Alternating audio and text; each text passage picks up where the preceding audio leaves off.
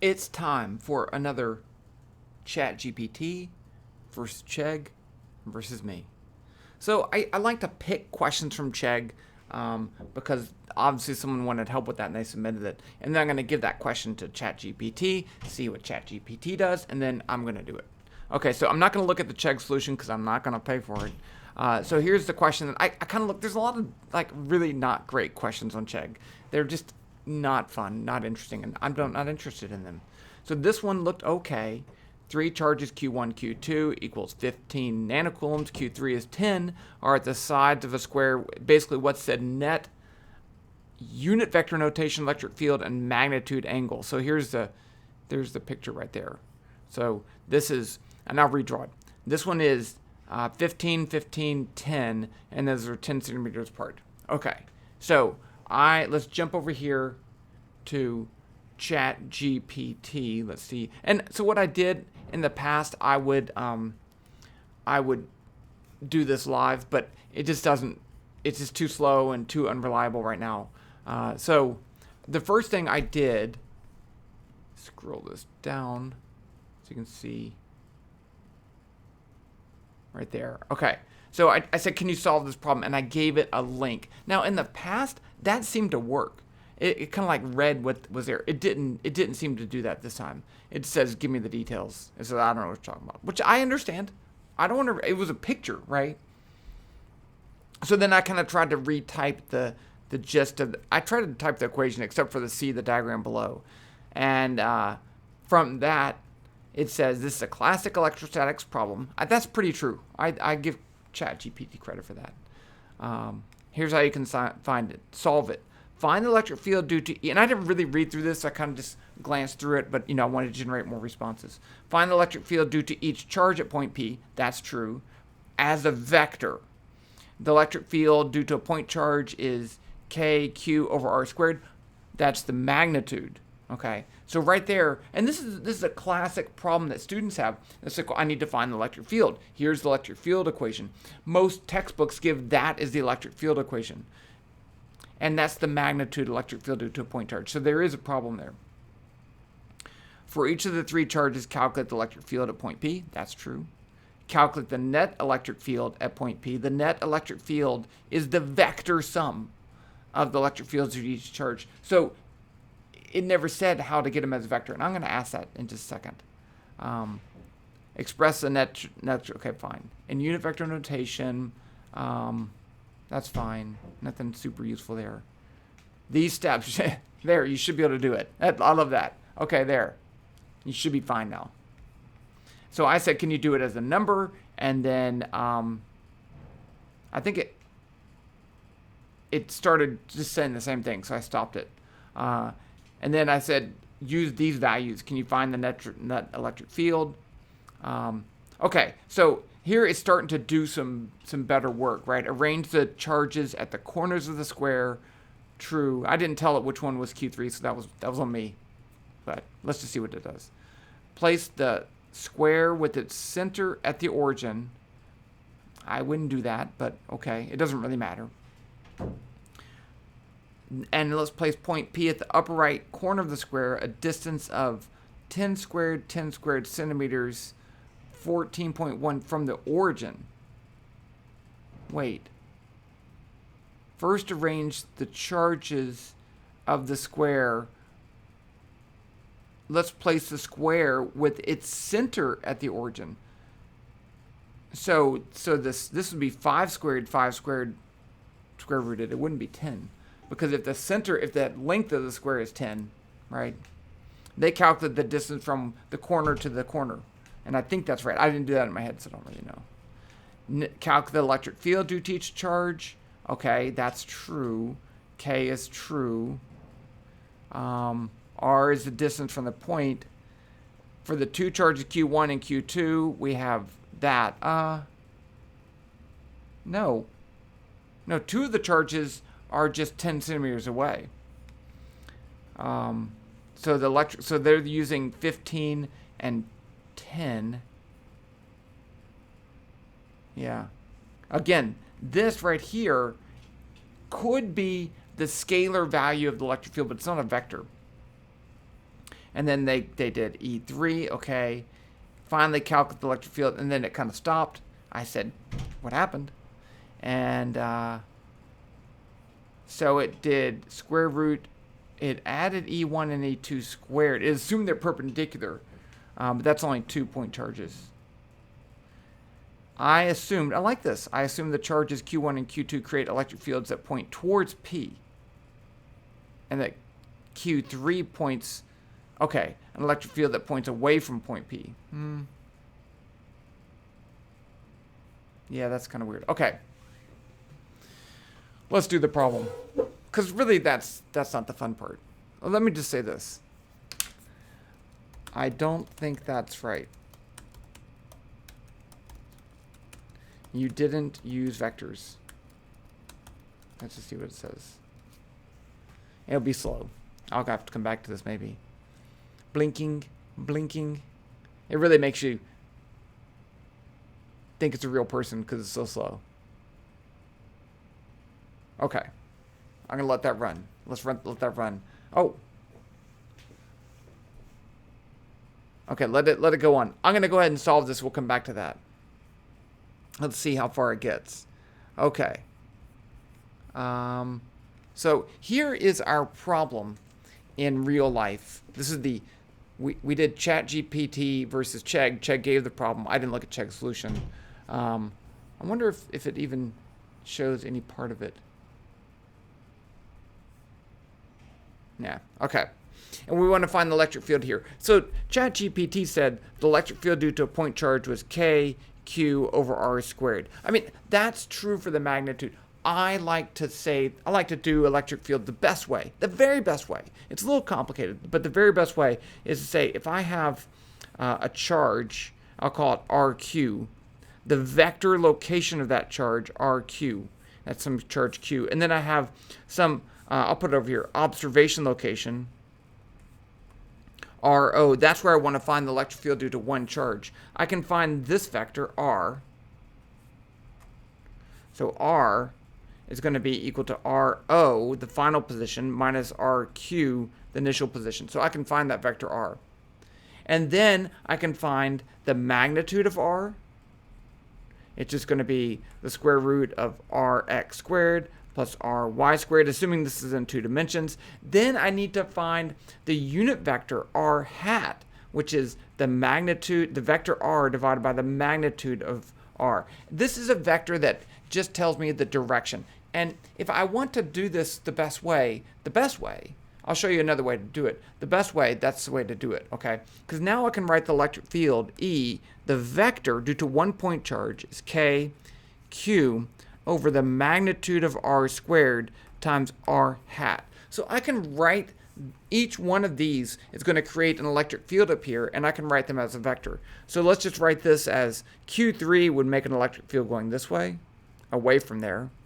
So I'll call that E3, E2, and then this one,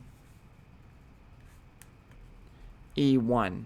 So I have to add up all those vectors. And so in a typical simple problem, and you know, they're trying to make it like this is easy. It's not easy stuff.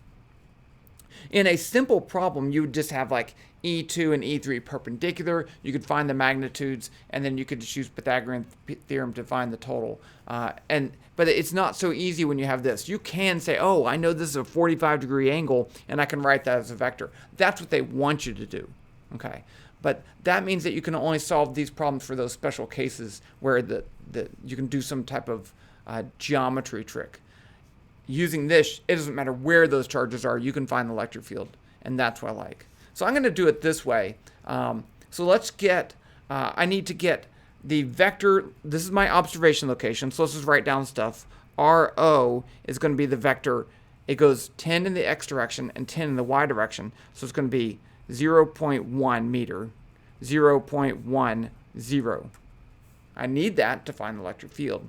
Now I can say RQ1, the position of vector charge 1 is going to be 0, 0, 0. It's at the origin. I didn't put the origin at the center. RQ2 is going to be equal to the vector 0.100. That's right there. And then RQ3 is going to be equal to 0.10 meters. So I have 3 charges, and they're all of these. I will have to find the r vector,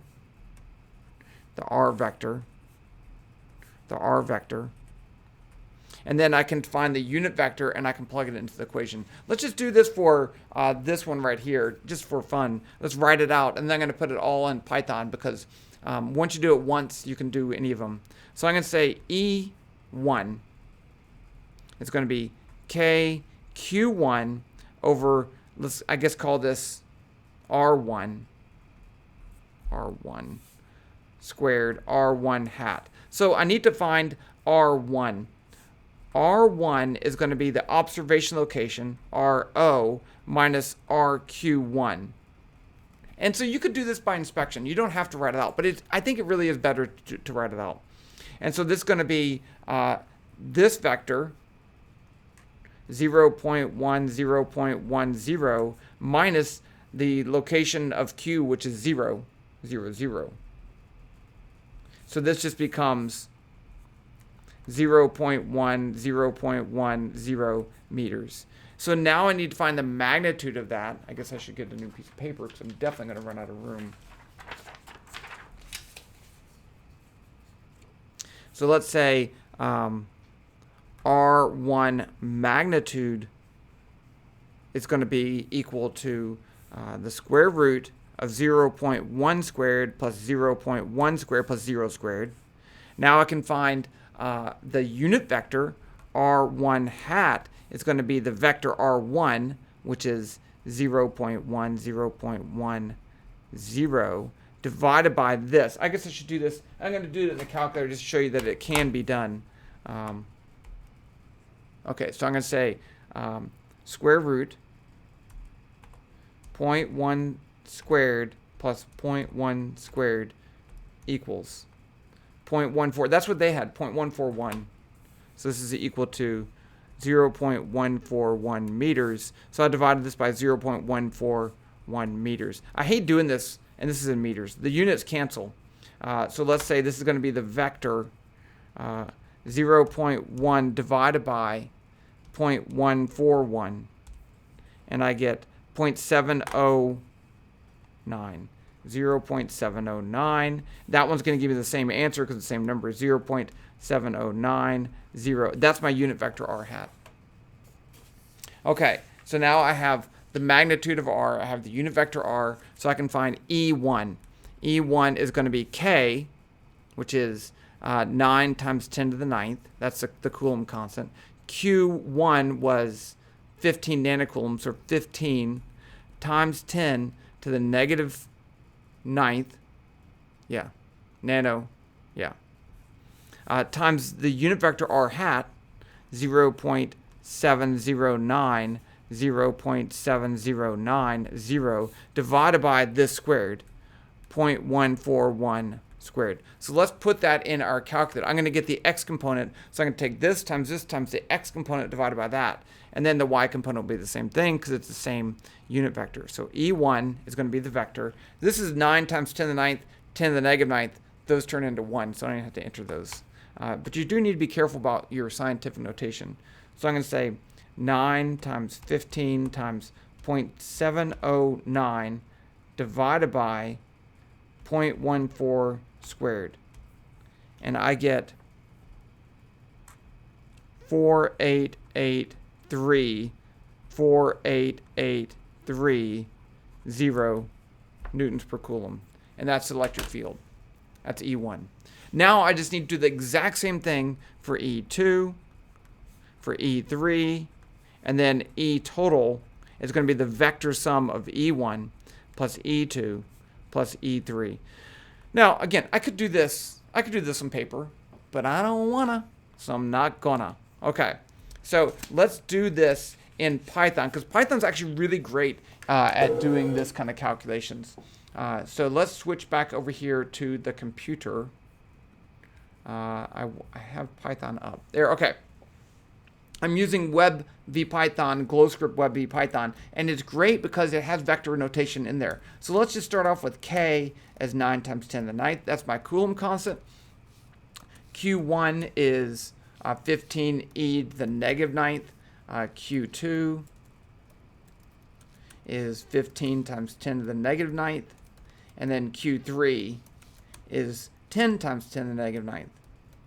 Now I'm going to write down my vector location. Now I'm going to write down my observation location. RO is equal to vector 0.1.10. So I can write that as a vector. That's super useful and super nice.